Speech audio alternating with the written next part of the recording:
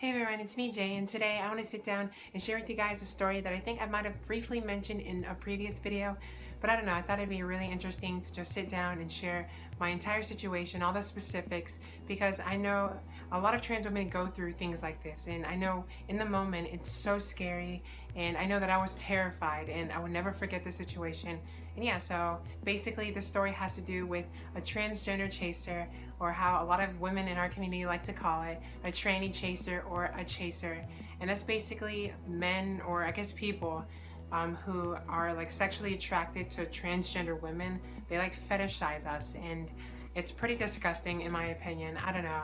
I just try to ignore it. I often deal with people online messaging me. But yeah, so I want to sit down and tell you guys what happened to me this specific day, because I've never had a situation like this happen to me. I was 4 months on hormones, and I was so insecure in myself.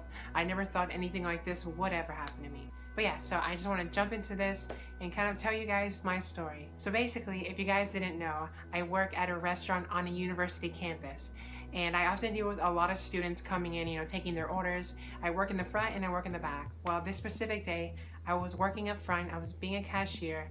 And the way our restaurant works, it's like a Panera Bread. People come up and order, you hand them a buzzer, they sit down, and whenever their food buzzes, then their food's ready. So I was cashiering this day, and I'm really good with customer service. I like to make small talk. A lot of customers like to make small talk. A lot of college students, we can talk about like how the semester is going and just grades and stuff, and it's just simple stuff. And while me being 4 months on hormones, I was so scared of communicating with people. Half the customers called me sir, and the other half called me ma'am. It was confusing, but I think if you looked at me, you can clearly see that I was trans. I wasn't even voice training yet, so I was just very insecure in myself. So I was really, really shy, but I was still pretty good at customer service. So it wasn't uncommon for people just to come up and start a conversation with me. A lot of times they'd ask me about my tattoos. But basically, on this specific day, we were really busy and there was a lot of customers coming up. I had just clocked in, it was like 11 a.m. and we were already swamped with people. So people were coming up, I kept taking everyone's orders. I'm pretty fast. I just talk to people, I give them their buzzer, and then, go on with the day. And then this one customer comes up, and he's making small talk with me and everything, and it's all natural and it's fine.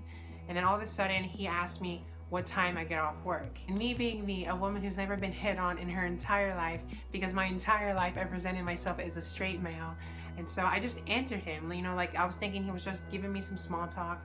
I was like, I get off at 5 p.m., it's a pretty long day, whatever. And so 6 hours, 5-6 hours later, I go and I clock off, and my girlfriend's clocking in, and I work a double, so I was just gonna take an hour break between 5 and 6, and I was gonna clock back in because people didn't show up for work, and I was like, hey, I can work a double, I need the hours. So I clocked out and I grabbed some food from the back, and I sat myself down in a desk, and I had notes from class because I needed to study for a test. And I sat myself down in a desk, and in the corner of my eye, I see someone coming towards me, walking towards me. And on a university campus, a lot of people like to come up, give you flyers, tell you other stuff. So I just tried to, stay in my zone and look at my book, pretending I was busy, having headphones in. And then all of a sudden I look up, and it's that guy that I took his order at 11 a.m. And at this point it was 5 p.m.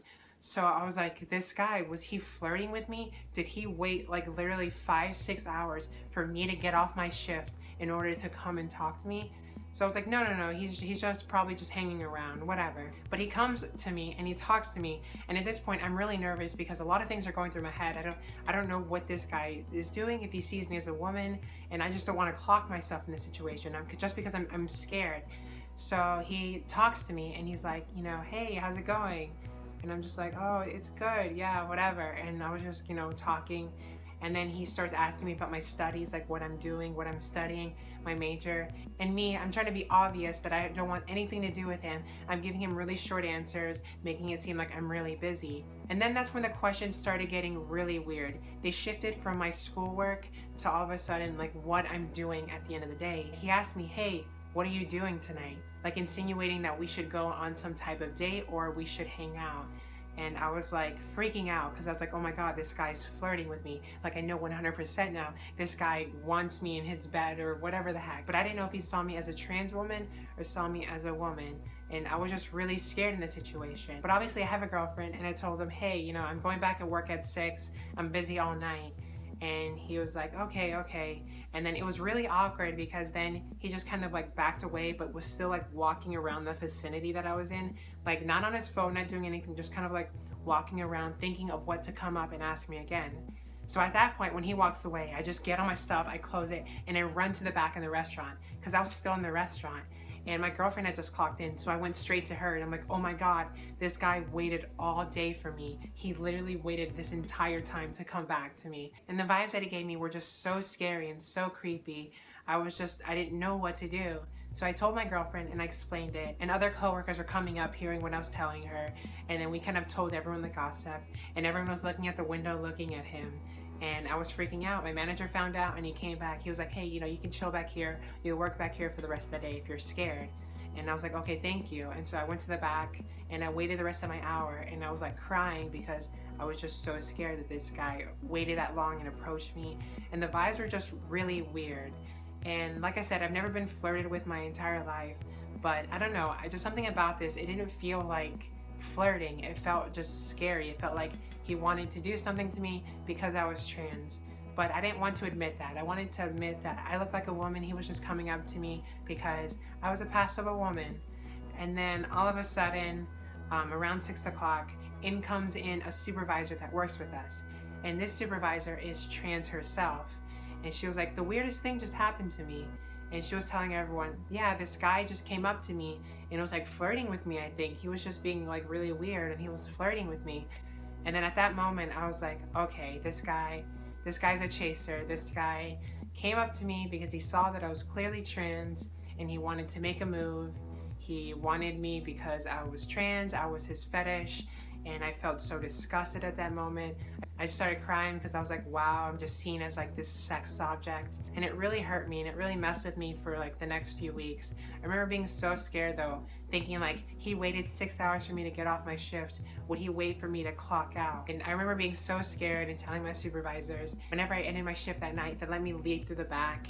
And there's like secret tunnels through the campus that I ended up getting back to my car with. So I didn't have to go out of the restaurant so no one could approach me. I remember the next day I went to Walmart and I bought pepper spray because I was so scared. I didn't want that to ever happen to me again. I never thought that I could be in the position of danger or the position of people sexualizing me like that. So I just wanted to be protected and I bought pepper spray. And yeah, so luckily I never saw him again, and a situation like that has never ever happened to me again. I get a lot of people, like I said, online messaging me, but I've never had to deal with a chaser like that. And I just remember that situation being so scary. But yeah, I hope you guys enjoyed this story. If you like stories like this, I have a lot of other ones that I can tell. I've been thinking about just like branching off the trans topic and just talking about other stories that happened in my life. Let me know what you guys think. And if you guys want to support me, I have a Patreon and I also have an album. Rent is a bitch and I could really, really use the help. Also, if you want to keep up with me, I have an Instagram and a Twitter. Those links would be in the description. I'm very active on those. And if you ever need someone to talk to, just feel free to send a DM. I'm always here for you. And yeah, thank you guys for watching. I hope you guys enjoy this. And I'll see you guys in the next one. Till then.